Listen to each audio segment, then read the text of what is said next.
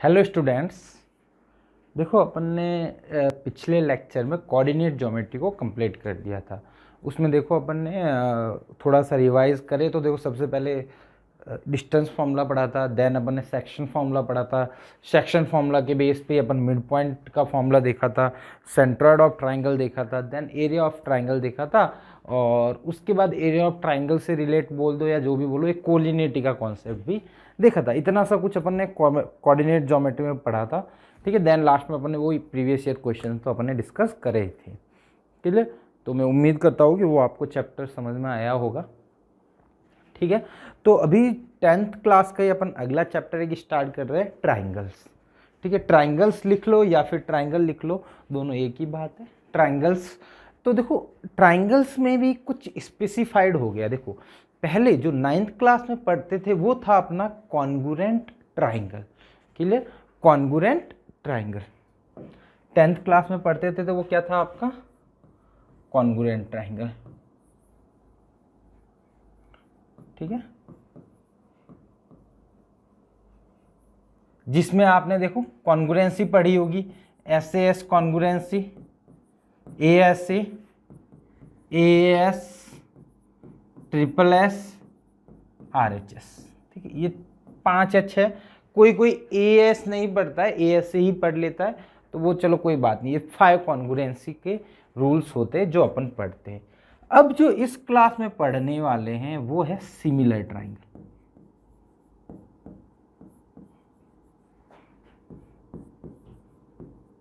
Similar triangles, clear.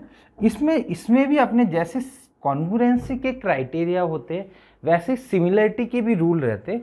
इसमें अपन generally पढ़ते हैं ट्रिपल ए सिमिलरिटी या फिर उसको ए सिमिलरिटी भी बोलते हैं, ठीक है। या फिर है ना, ए सिमिलरिटी क्यों बोलते हैं वो भी अपन देख लेंगे।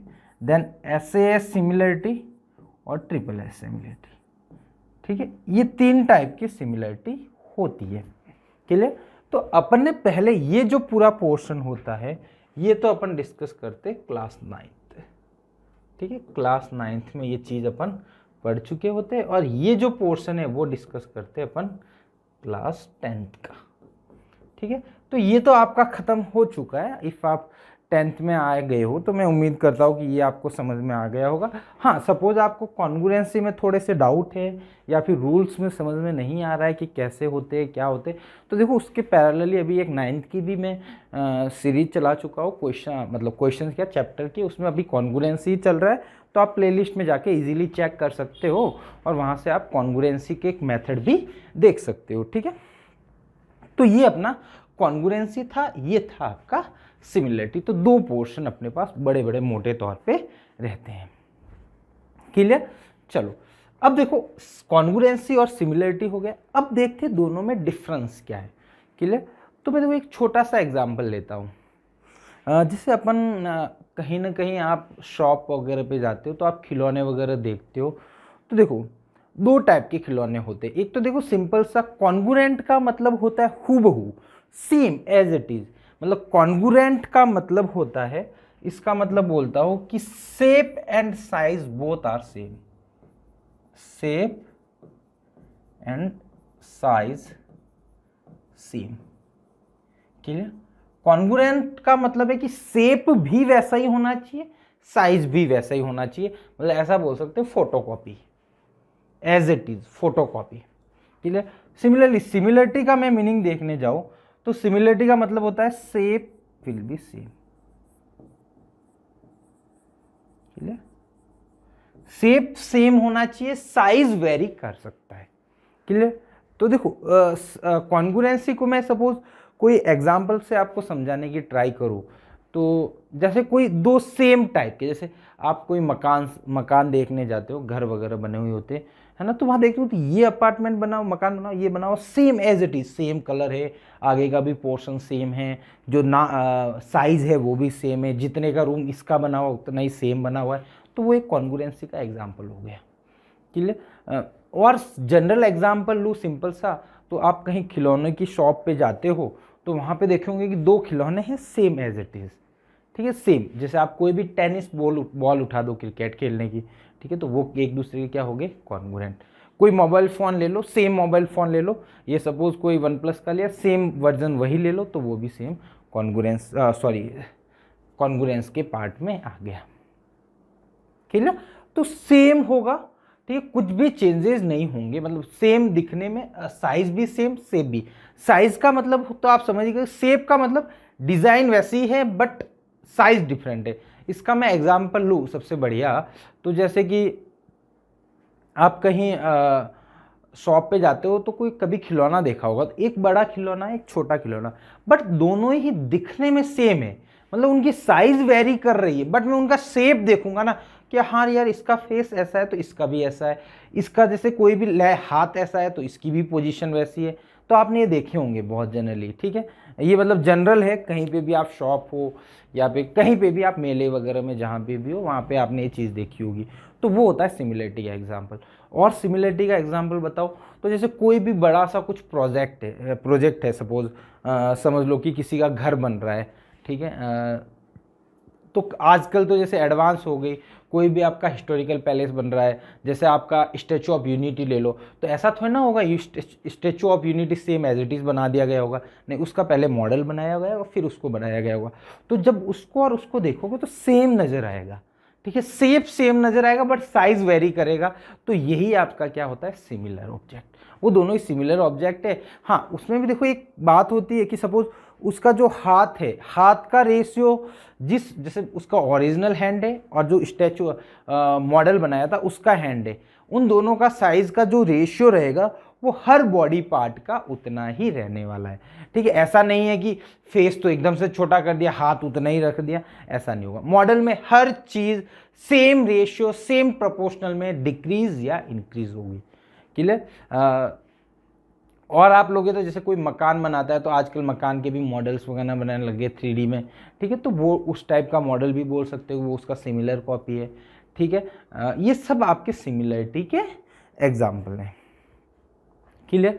चलो, तो ये सब सिमिलरिटी के एग्जाम्पल हो गए, जो अपन दो टाइप के अपन मतलब कॉन्ग्रुएंट और सिमिलरिटी में थोड़ा सा आपको समझ में आया होगा कि दोनों चीज़ें क्या डिफरेंट है। क्लियर। कॉन्ग्रुएंस का मतलब हो गया कॉन्ग्रुएंट ट्राइंगल या कॉन्ग्रुएंट, ये ट्राइंगल्स के लिए बात नहीं कर रहा हूँ, शेप और साइज सेम या शेप सेम, ट्राइंगल्स के लिए नहीं बात करता हूँ, किसी भी ऑब्जेक्ट के सिमिलरिटी के होने की क्या कंडीशंस होगी वो है। और कॉन्ग्रुएंसी भी किसी भी ऑब्जेक्ट, ट्राइंगल्स के लिए नहीं, भले ही अपन ओनली फॉर ट्राइंगल से डील करने वाले हैं। क्लियर। मैं जनरल व्यूज बोला हूँ कि ये जनरली अपन कॉन्ग्रुएंट और सिमिलरिटी में ये चीज़ अपन बोलते हैं। क्लियर। चलो, अब आते हैं अपन ट्राइंगल और कॉन्ग्रुएंट ट्राइंगल तो अपन पढ़ चुके हैं, अब सिमिलर ट्राइंगल्स की बात करते हैं। क्लियर। तो अब बात करते हैं सिमिलरिटी की। सिमिलर ट्राइंगल या फिर को सिमिलर ट्राइंगल से पहले मैं कुछ बता देता हूँ। कुछ ऑब्जेक्ट बाय डिफॉल्ट सिमिलर रहते हैं, जैसे सपोज मैंने दो सर्कल बनाए, एक ये बना, क्लियर, ये इसका, एक ये सर्कल बनाया मैंने, ये दोनों ही सिमिलर है, मतलब two circles always similar to each other. इसको छोटा कर दो भले, ठीक है, इसको छोटा कर दिया, देखो ये इसके शेप सेम है, कोई चेंजेस नहीं है, बट ये दोनों कॉन्ग्रुएंट सिमिलर है। ठीक है, अब एक बात और बोल सकते हैं, जो कॉन्ग्रुएंट होता है ना उसको मैं सिमिलर भी बोल सकता हूँ। क्लियर। कॉन्ग्रुएंट मतलब देखो क्या हुआ, जैसे दो ऑब्जेक्ट सेम है, ठीक है, मैंने क्या बोला, सिमिलरिटी में सेम रेशियो से इंक्रीज या डिक्रीज होगा। अब देखो सेम ऑब्जेक्ट है तो उनका रेशियो क्या रहेगा, 1:1 रहेगा, उससे कोई फर्क, मतलब जितना रेशियो इसका है मतलब सेम चीज है, तो रेशियो ना डिक्रीज हो रहा है increase, but all congruent object are also similar. ठीक है, जितने भी कॉन्ग्रुएंट ऑब्जेक्ट्स हैं वो सब एक दूसरे के सिमिलर भी है, मतलब कॉन्ग्रुएंट है वो सिमिलर है, बट सिमिलर है वो कॉन्ग्रुएंट हो जरूरी नहीं है। क्लियर। चलो, अब देखो ये दोनों ऑब्जेक्ट हमेशा कॉन्ग्रुएंट रहेंगे, ठीक है, तो सर्कल हमेशा एक दूसरे के कॉन्ग्रुएंट रहते हैं। सिमिलरली स्क्वायर नहीं बन गया क्या, ये ट्राइंगल बन रहा है, स्क्वायर शेप नहीं है क्या, स्क्वायर है भी नहीं, ये सपोज आप स्क्वायर मान लो, स्क्वायर एज्यूम कर लो, ये स्क्वायर है, एक ये स्क्वायर है, ठीक है, स्क्वायर हमेशा सेम रेशियो में रहेंगे, सिमिलर रहेंगे। देखो इसमें, देखो एग्जाम्पल देखो ना, मैं थोड़ा सा इसको आपको समझाने की ट्राई करूँ तो देखो, इसकी सपोज मैं रेडियस मान लेता हूँ 10 सेंटीमीटर, ठीक है।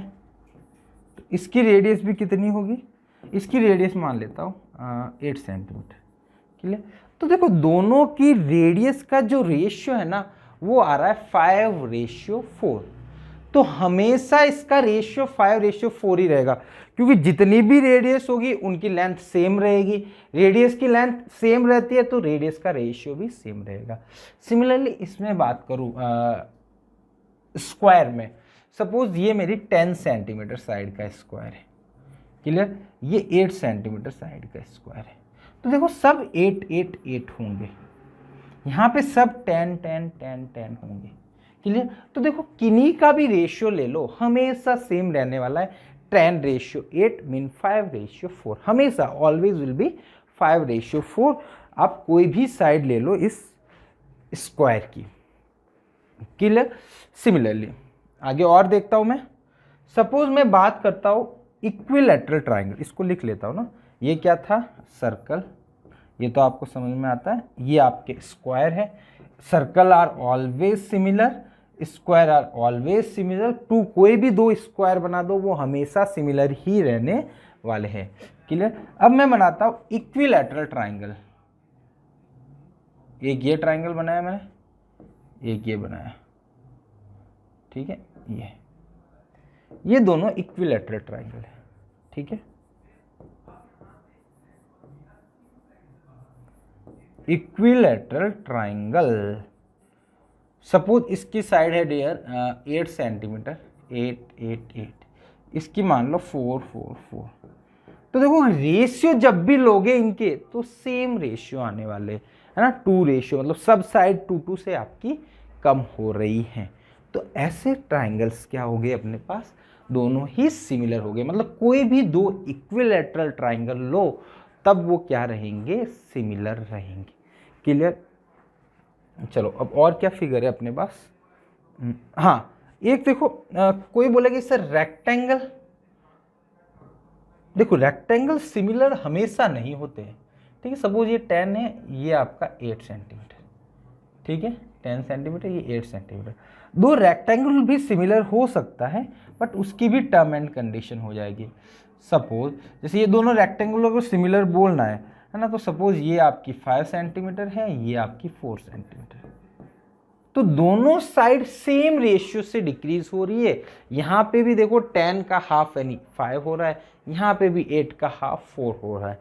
तो मतलब दोनों साइड सेम पे डिक्रीज हुई है, तो वो होगा आपका कौन सा, सिमिलर रेक्टेंगल। बट हमेशा ऐसा होगा क्या, नहीं। ये बनाया मैंने, एक मैंने ये बना दिया, ये बताओ, ये लेंथ तो कम हो रही है, ये बढ़ रही है ना। तो ये दोनों always rectangles are always similar, no, ये करेक्ट स्टेटमेंट नहीं है।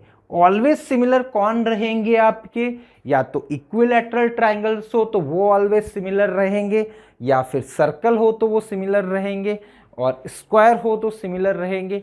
और जो ये बात करते हैं ना इक्विलैटरल ट्राइंगल, तो सेम आपका रेगुलर पेंटागन ले लो, हेक्सागन ले लो, हेप्टागन ले लो, ऑक्टागन ले लो, डेका नैनोगन ले लो, कोई भी ले लो, मतलब regular polygon always similar to each other. मतलब बट रेगुलर पॉलीगन में सेम होना चाहिए। जैसे ऐसा नहीं कि regular hexagon is similar to regular pentagon, नहीं। Regular pentagon, any regular pentagon is similar to another regular pentagon. Mean दो डिफरेंट रेगुलर पेंटागन है तो वो दोनों एक दूसरे के सिमिलर होंगे। सेम स्टेटमेंट आप हेक्सागन के लिए यूज कर सकते हो, सेम स्टेटमेंट आप हेप्टागन के लिए यूज कर सकते हो, सेम स्टेटमेंट आप ऑक्टागन के लिए यूज कर सकते हो बड़े आसानी से, क्लियर। तो ये बेटा अपने सिमिलरिटी का मोटे मोटे तौर पे, ये थोड़ा सा इसलिए बताया क्योंकि ये आप एनसीईआरटी की एक्सरसाइज 1 में जाओगे तो ऐसे क्वेश्चंस है ना, वैसे जनरल क्वेश्चंस है, ठीक है। और एक बोला two line segment always similar है ना। अब 2 लाइन सेगमेंट बना दो, एक ये बनाया, एक ये बनाया, ये तो ऑलवेज सिमिलर रहेगा, ठीक है, क्योंकि देखो उनका रेशियो तो हमेशा सेम ही रहने वाला है। क्लियर, ये तो वैसे लिखने की जरूरत नहीं, छोड़ो इसको, क्या लिखेंगे। ठीक है, तो ये कोई भी दो लाइन सेगमेंट बना दो वो एक दूसरे के सिमिलर रहेंगे। ठीक है, तो ये सिमिलरिटी का कॉन्सेप्ट हो गया। क्लियर, अब अपने अपने चैप्टर पे आ जाते हैं। अब मोस्ट मेन अपना चैप्टर स्टार्ट हो जाएगा। अभी तो थोड़ा सा जनरल इंट्रोडक्शन टाइप की चीज़ें थी, है ना। अभी अपन अपने चैप्टर पे आते हैं। क्लियर, अब आता है कि कोई भी दो ट्राइंगल सिमिलर कब होंगे। Condition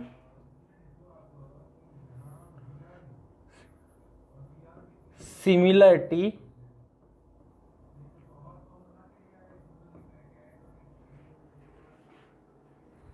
condition for triangles. ठीक है, मेरे को बोला गया कि दो ट्राइंगल्स सिमिलर कब होंगे।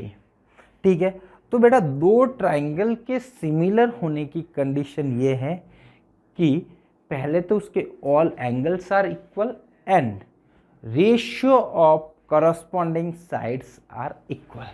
क्लियर, तो इसमें देखो दो कंडीशन होती है। क्लियर, पहली है आपके पास all angles are equal,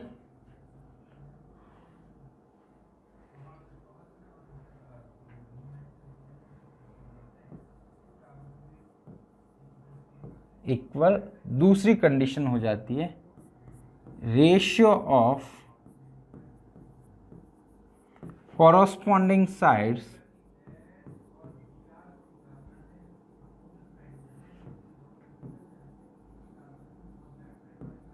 are equal. Clear, दो चीजें होती है। एक तो होता है कि उसके एंगल्स, देखो एंगल्स आर इक्वल मतलब ऐसा नहीं है कि एक ही ट्राइंगल के सब एंगल होने चाहिए, वो दोनों ट्राइंगल के। इसको थोड़ा सा मैं एग्जाम्पल की फॉर्म में समझा देता हूँ आपको।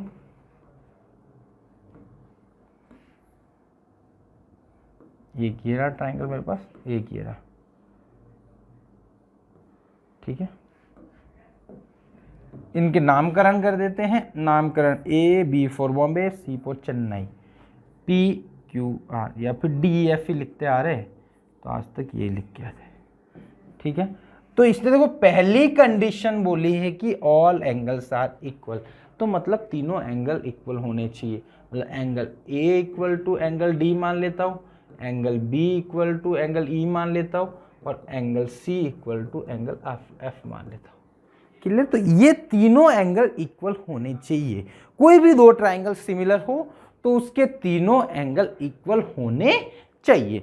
And the ratio of the corresponding sides mean if I take angle A equal to x then angle D also will be x, angle B equal to y then angle E equal to also y, F ज़्यादा English होगी क्या, Z z Z, अपने को आती नहीं English है ना, ऐसे ही बोल देते कभी भी।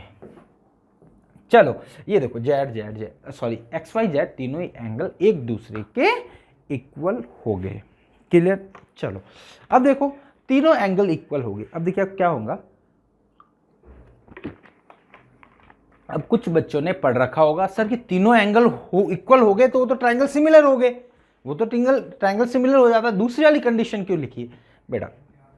इसमें अभी मैं आगे और डिटेल में चीज़ें समझाऊंगा, तब आपको अच्छे से समझ में आएगा कि ऐसा लिखने का रीज़न क्या है।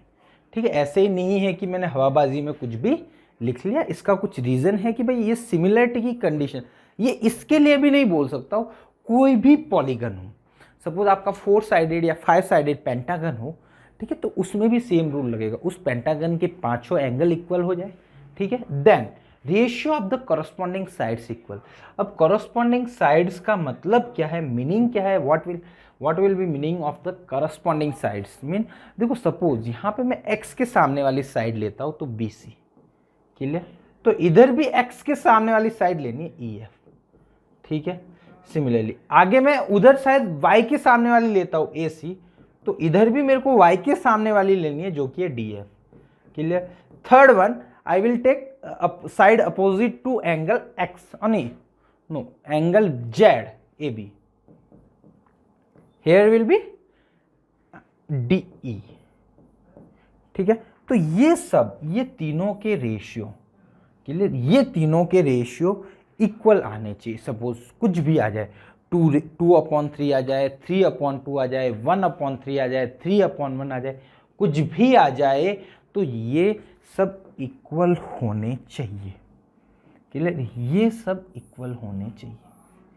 क्लियर, तो ये तीनों जब रेशियो इक्वल हो जाएंगे, ये तीनों रेशियो इक्वल हो जाए, तीनों एंगल्स इक्वल हो जाए, तो मैं क्या बोलूंगा, वो दोनों ट्राइंगल क्या है, बोथ ट्राइंगल आर सिमिलर। ठीक है, दोनों ट्राइंगल सिमिलर है। क्लियर, अब देखो सिमिलरिटी को लिखते कैसे हैं। क्लियर, सिमिलरिटी को लिखते कैसे, सपोज मैं इसको कॉपी कर लेता हूं एक बार, इसी को, ठीक है, इसी को अपन कॉपी कर लेते हैं एक बार, इसको अपन उड़ा देते हैं।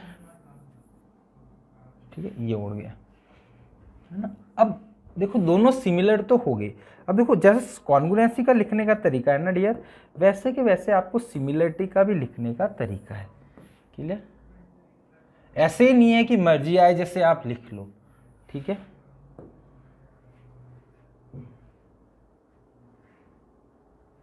ठीक है। अब देखो यहां पे मेरे को सिमिलरिटी लिखना है, तो ट्राइंगल, ठीक है, यहां पे कुछ भी लिख लो, ABC। Clear, similar to triangle, कौन सा ट्राइंगल सिमिलर है। सपोज यहां पे देखो ए पे कौन था, एक्स वाला था, तो यहां पे ए पे कौन है, DEF हो जाएगा, करस्पॉन्डिंग होना चाहिए। ठीक है, DEF। क्लियर, करस्पॉन्डिंग होना बहुत ज्यादा इंपॉर्टेंट है। क्लियर, ठीक है। तो देखो अब ये जब दोनों ट्राइंगल सिमिलर हो गए, तो अब ऐसा लिख सकते हो bye similarity.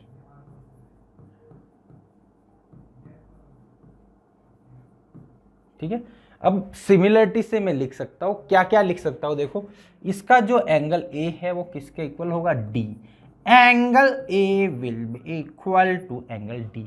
Similarly angle B equal to angle E, and similarly angle C equal to angle I।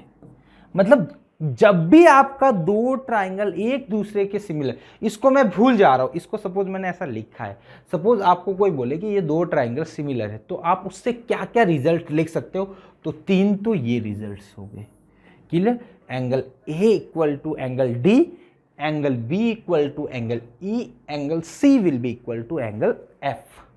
Clear, चलो अब देखो ये तो हो गया सिमिलरिटी से, ठीक, ये हो गया, सॉरी, और भी रिजल्ट आएगा। अब दूसरा रिजल्ट होता है इसकी साइड का। जैसे कॉन्ग्रुएंसी में क्या होता था, सपोज यहाँ कॉन्ग्रुएंसी का साइन ऐसा होता है, पता है, ये कॉन्ग्रुएंसी का साइन होता है। क्लियर, ये आपको पता होगा शायद। क्लियर, कॉन्ग्रुएंसी में क्या होता था, कॉरस्पॉन्डिंग साइड इक्वल हो जाती थी। मतलब सपोज यहाँ कॉन्ग्रुएंसी का साइड होता तो क्या होता, AB equal to D, BC equal to EF, AC equal to DF, ये कॉन्ग्रुएंसी में होता था। बट यहाँ पे क्या है, सिमिलरिटी। तो यहाँ पे क्या लेना है बेटा, रेशियो लेना है। तो AB अपॉन, इधर AB लिया तो इधर कौन आएगा, DE। नेक्स्ट वन में यहाँ पे मैं सपोज BC लेता हूँ, तो अगले वाले में कौन आएगा, EF। ठीक है, नेक्स्ट वन मेरा, पहले मैं AC लेता हूँ, तो लास्ट वन में क्या आएगा,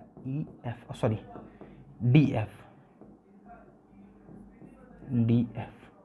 ये रेशियो आपके इक्वल हो जाएंगे तीनों के तीनों।